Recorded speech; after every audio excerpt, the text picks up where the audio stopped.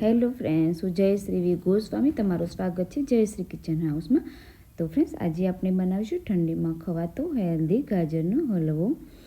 તો આ હલવામાં નથી આપણે માવો ઉમેર્યું કે નથી આપણે મિલ્ક પાવડર ઉમેર્યું. આપણે આ હલવામાં હલવો 15થી 20 મિનિટમાં બની જશે અને એકદમ ટેસ્ટી આપણે બનશે. તો તમે જોઈ શકો છો ફ્રેન્ડ્સ, આપણો આ તૈયાર હલવો એકદમ સુપર ટેસ્ટી દેખાય છે ને, અને તમને પણ જોતાં જ મોંમાં પાણી આવી જશે. તો ચાલો ફ્રેન્ડ્સ, સૌથી પહેલાં આપણે ગાજરને પહેલેથી જ ધોઈને તેની છાલ ઉતારીને મેં એને ખમણીને તૈયાર કરી લીધા છે. તો હવે આપણે ગાજરનો જે વચ્ચેનો સફેદ ભાગ હોય તો તેને પણ આપણે કાઢી લેવાનો છે. તો હવે અહીં મેં એક કઢાઈમાં 2 ટીસ્પૂન આપણે ઘી ઉમેરી લઈશું, અને ઘી આપણે ગરમ થઈ જાય એટલે આપણે ગાજરને ઉમેરી લઈશું. તો બધું જ ગાજર ઉમેર્યા પછી આપણે તેને મિક્સ કરતા જઈશું.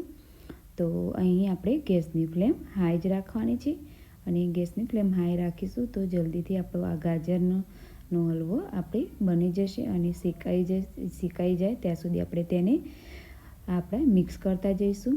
તો અહીં આપણું ગાજર જે છે એ શેકાઈ ગયું છે. તો હવે એમાં 500 ગ્રામ આપણે દૂધ ઉમેરી લઈશું. તો ફ્રેન્ડ્સ, આપણે અહીંયા 500 ગ્રામ દૂધ મેં વધારે ઉમેરી રહી છું, કેમ કે આપણે એમાં માવો પણ નથી ઉમેરવાના. એટલે આપણે જે ગેસની ફ્લેમ હાઈ રાખીશું તો તેનાથી આપણો ગાજર પણ ચડી જશે, અને જે દૂધ છે તેમાંથી આપણો માવો પણ અલગ થશે. એટલે એનાથી આપણે દૂધ છે એને ભાગ વધારે જ આપણે ઉમેરવાનું છે. અને હવે ઘરની ફ્રેશ મલાઈ ઉમેરીશું. ફ્રેન્ડ્સ, જો ઘરની ફ્રેશ મલાઈ હોય તો ઉમેરવાની, નહીંતર આપણે બજારમાં પણ મલાઈ આવે છે તો તમે તે પણ ઉમેરી શકો છો. અને તેમાં આપણે અડધી વાટકી ખાંડ ઉમેરીશું. ઘણા ખાંડ નથી ખાતા તો તેને તમે સ્કીપ પણ કરી શકો છો, અને તેની જગ્યાએ પણ તમે ગોળ ઉમેરી શકો છો. તો અહીંયા આપણે અડધી વાટકી ખાંડ ઉમેરીને આપણે તેને મિક્સ કરી લીધું છે.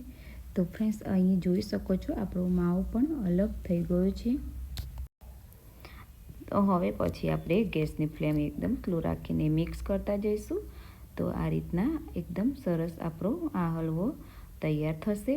તો હવે અહીંયા બધા જ આપણે ડ્રાયફ્રૂટ આપણે લેવાના છે. તો અહીંયા બદામ, કાજુ, પિસ્તા છે જે એને આપણે ચમચી ઘીમાં તેને થોડીક વાર માટે એને ફ્રાય કરી લઈશું.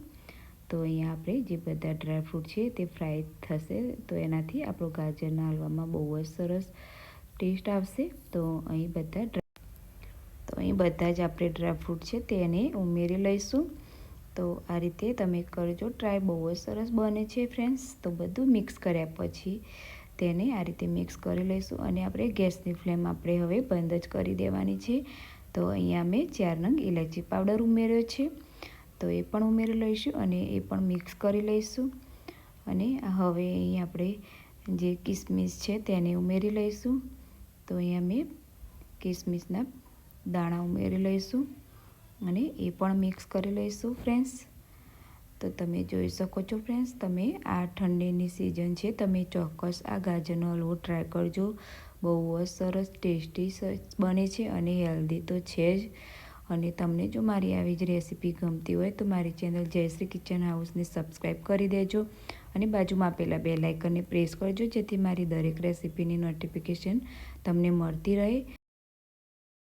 કમેન્ટ કરજો કે તમે ક્યાંથી છો અને કઈ સિટીમાં છો એ પણ મને કમેન્ટમાં જણાવજો. એનાથી અમને મોટિવેશન મળશે, અને અમે તમારા માટે આવી જ નવી રેસીપી લઈને આવીશું. Thank you so much for watching.